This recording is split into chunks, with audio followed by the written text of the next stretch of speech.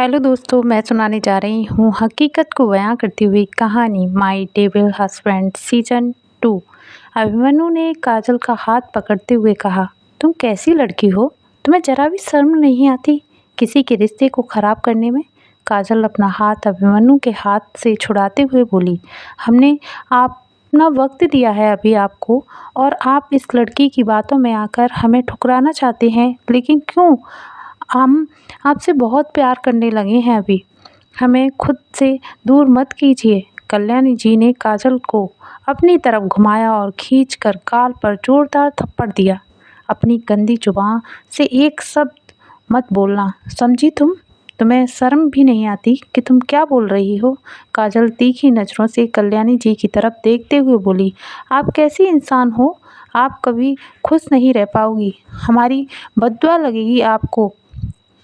आप सबको अधीरा की तरफदारी करना आता है। अधीरा की आंखें फैल गईं, हकलाते हुए बोली, तुम ये क्या कह रही हो काजल? तुम्हारा दिमाग तो ठिकाने पर है? तुम सब कुछ जानकर भी अनजान बनने का ड्रामा क्यों कर रही हो? और अगर हमारे बच्चे को कुछ भी हुआ ना, तो हम तुम्हें जिंदा नहीं छोड़ेंगे। अदीरा ने अपनी बेटी को अपनी बाहों में समेट लिया। काजल अपने आंसू पोंछते हुए व्हाइट हाउस की दहलीज के बाहर कदम रखी। उसी पल अधम के रोने की आवाज़ आई। अधम रोते हुए बोल रहा था, मॉम जल्दी आइए, बहुत ज़ोरों से भूख लगी है। अभिमन्यु ने अधम के रोने की आवाज़ सुनी तो अपना हाथ आगे बढ़ाते हुए बोला, रुक जाओ काजल। काजल के चलते कदम ठिठक गए। तंज भरी मुस्कान देते हुए बोली, माफ़ कीजिए अभिमन्यु प्रताप सिंह चौधरी, अब मैं तुम लोगों को माफ़ नहीं करूँगी। अधीरा ने गहरी नज़रों से काजल की ओर देखते हुए कहा, देखो काजल, तुम ऐसा नहीं कर सकती। अगर मेरे बेटे को कुछ भी हो गया तो मैं खुद को कभी माफ़ नहीं कर पाऊँगी। अदम के अंदर डेविल रूप प्रवेश कर चुका था। वो चीखते हुए बोला, मॉम प्लीज़ बचाइए। अधीरा अपने घुटनों के बल बैठ गई। प्लीज़ काजल, तुम हमारे बेटे को इस तरह दर्द देकर नहीं जा सकती। प्लीज़ उसकी हेल्प करो, प्लीज़। लेकिन काजल ने अभिमन्यु की तरफ देखा तो अभी भी बेहद गुस्से में खड़ा हुआ था। उसकी आंखों में ज्वालामुखी भड़क रही थी, जैसे किसी को जलाकर भस्म कर देगी। अभिमन्यु काजल की ओर देखकर चीखते हुए बोला, चली जाओ, हमारी नज़रों से दूर हो जाओ, हम तुम्हें कभी माफ़ नहीं करेंगे। काजल अभिमन्यु की चीख से डरते हुए अपने जगह पर खड़ी रह गई। कल्याणी जी अभिमन्यु के गुस्से को बेहतर तरीके से जानती थी, इसलिए वो चुपचाप जाकर सोफे पर बैठ गईं, जैसे कुछ हुआ ही न हो। अधीरा अधम के पास गई तो अधम ने घूरते हुए अधीरा को देखकर बोला, चली जाओ यहाँ से, हमारी मॉम को हमारे पास आने दीजिए। अधीरा डबडबाई आंखों से आंसू पोंछते हुए बोली, अधम, हम तुम्हारी मॉम हैं, काजल आंटी तुम्हारी माँ नहीं है। उसने अपने मोबाइल को कुछ फ़ोटो निकालते हुए कहा, देखो ये है हमारी और आपकी फ़ोटो। अधम बड़ी बड़ी आंखों से मोबाइल की फ़ोटो को देख रहा था, फिर सिसकते हुए बोला, फिर काजल आंटी हमारे साथ क्यों रहती हैं? अधीरा अधम के पास बैठकर रोते हुए बोली, हम तुम्हारी जुड़वा बहन को लेकर यहाँ आ गए थे, बहुत परेशान थे तो इसलिए तुम्हारे साथ नहीं रह सके।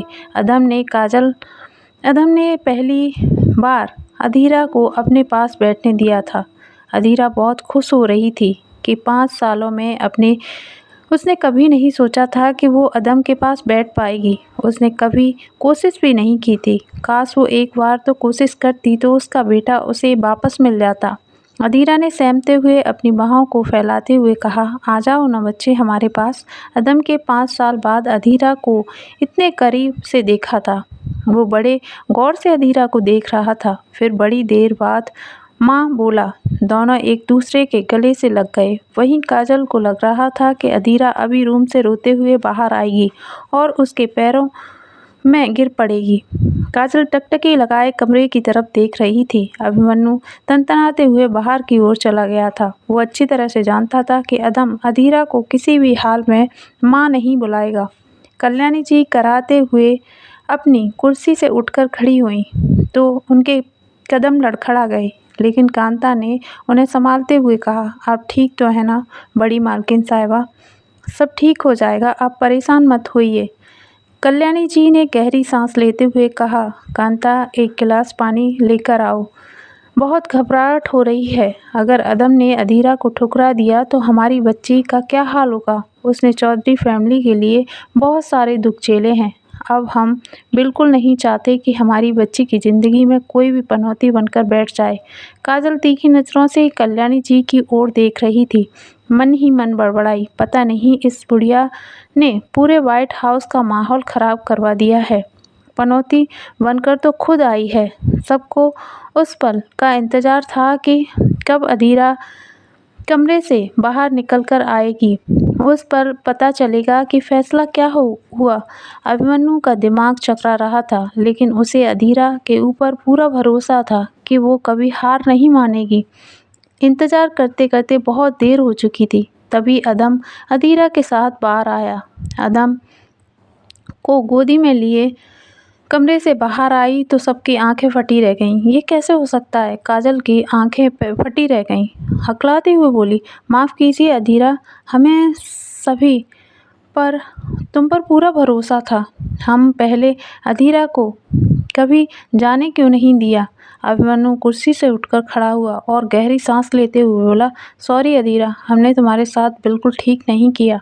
हमें जो सज़ा देनी है वो दे सकती हो। अधीरा ने अदम को गोद में उठाया और बाहर सबके सामने आकर बोली, जिसे जहाँ जाना है जा सकता है, क्योंकि हमारा बेटा हमारे साथ है। एक तरफ अदम अधीरा को जकड़े हुए थी तो काजल जब पीछे मुड़कर देखी तो उसके पैरों तले ज़मीन खिसक गई। ये कैसे हो सकता है? और उसकी आंखें फैल गईं। आखिर काजल का मकसद हो पाएगा कामयाब? जानने के लिए सुनते रहिए अगले पार्ट में। ये पार्ट आप लोगों को कैसा लगा? लाइक कीजिए, कमेंट कीजिए, चैनल को सब्सक्राइब कीजिए। धन्यवाद।